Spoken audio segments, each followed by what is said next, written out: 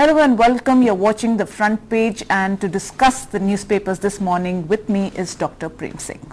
Well, thank you, sir, for being with us. Thank you very much. And if I do begin with the front page, we have the Tribune talking about leading with a story on Pakistan banning the export of onions to India through the Atari land route. Yes. And though the sea routes, they say, will be open.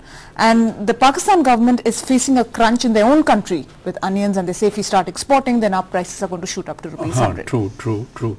You see, the point is that I see this phenomena as represented in the press today. There is an element of little exaggeration, because the onion export to India has not been banned. The only difference that they have made is that the land route will be stopped, and for that the reason is that the prices in Pakistan itself have risen to inordinately high. So therefore, I think the position taken in the presentation of this news, this fact should also be underlined, that India continues to import onion from Pakistan. The real problem is the prices, and since the prices are very high in Pakistan, so Pakistan, I think, even though it's not justified in raising the prices too high, but still I think it has not been banned, and therefore it continues. And if it would have been better, of course, if it had not been sort of placed under any sort of restriction. But if they have placed the restriction, that is understandable because of the rising prices there. Right. So if somehow the prices can be controlled, which of course is a different matter, whether the Pakistan government is in a position to control the prices or not. But as far as India is concerned, I think this is not such an issue on which the relations between the two countries should sort of deteriorate, or already the relations are not really very good between the two countries. And therefore I think that this issue needs to be taken up, that is all right, but it need not be allowed to be spilled into some sort of major confrontation with that country on that question. Right. Okay, if you take a look at the other stories, Times of India is leading with a report on the National Investigative Agency who have identified Swami Asimanand as the key plotter in the 2007 Samjhauta Express. You know, they're going to, and it is all set to book the right-wing leader. Yes, I have seen that. Yes.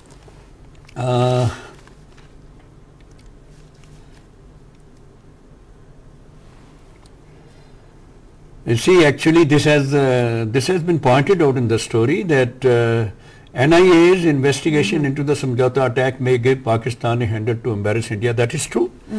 I mean, if it is a fact, if it has come out, then even if it means that Pakistan can sort of make use of it against India, the government of India has to appropriately respond to this question. Right. I think so. And also, if you take a look, of course, the Gujars have called off their strike. The strike and an agreement has been reached on that question. That I think is a very positive news for this region.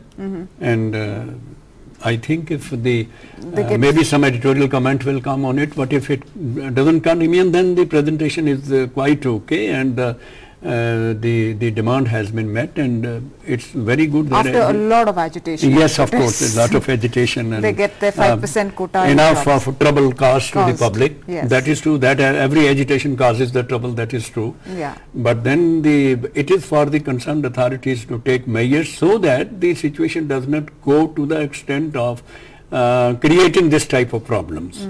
These type of problems are ultimately created because there are genuine demands. Right. And there is no doubt that there were genuine demands on this question, and they should have been met in time, instead of allowing them to go into that agitational mode and create difficulties for the public. Because every agitation does create some sort of problem for the public, and that should be avoided as far as possible. Any responsible government should do it. And you know, Express also has the story on how the MPs, they fell at Pranab Mukherjee's feet and they want Telangana.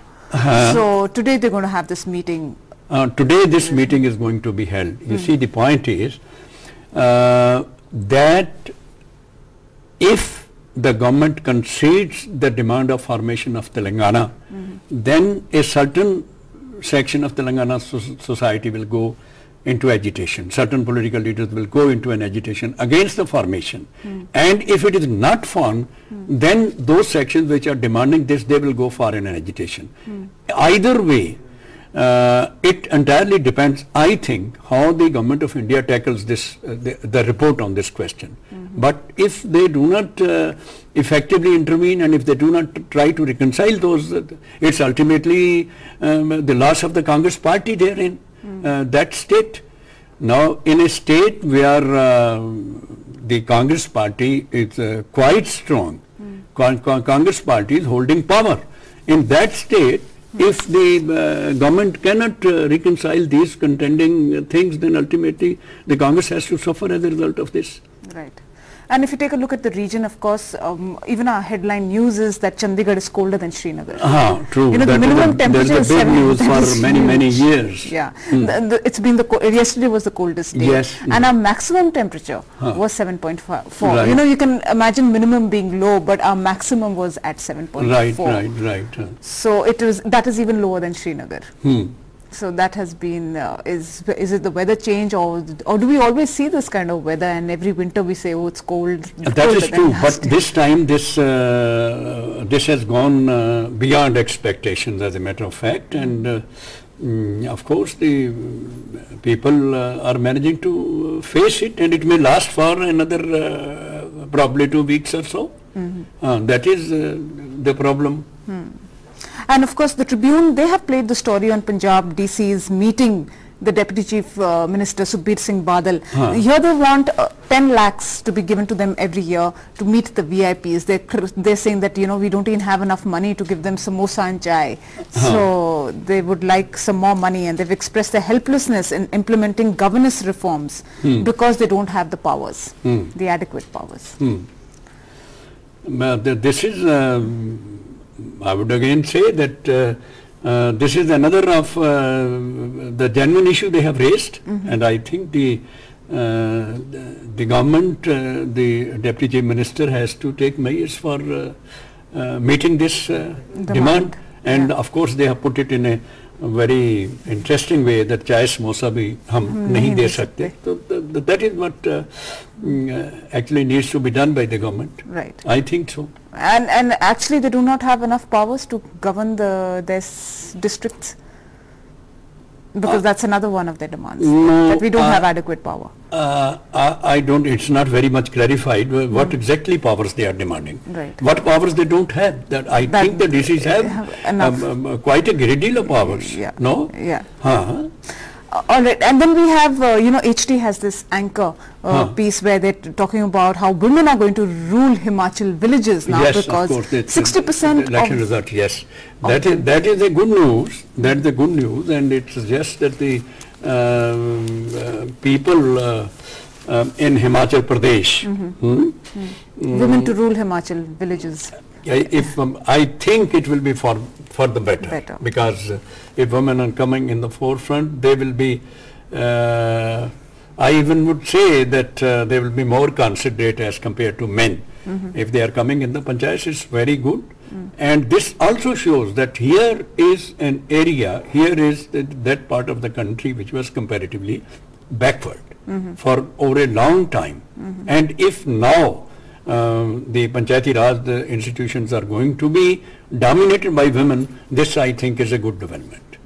This is a good development both for development of Himachal Pradesh as well as for the growth and assertiveness and the feeling of consciousness, feeling of responsibility that will come as a result of this result to the women of Himachal Pradesh. Okay. That will be quite, I think, positive development. So we were discussing the region, and we were left with a few reports on, you know, Fazilka residents who have been on this bandh.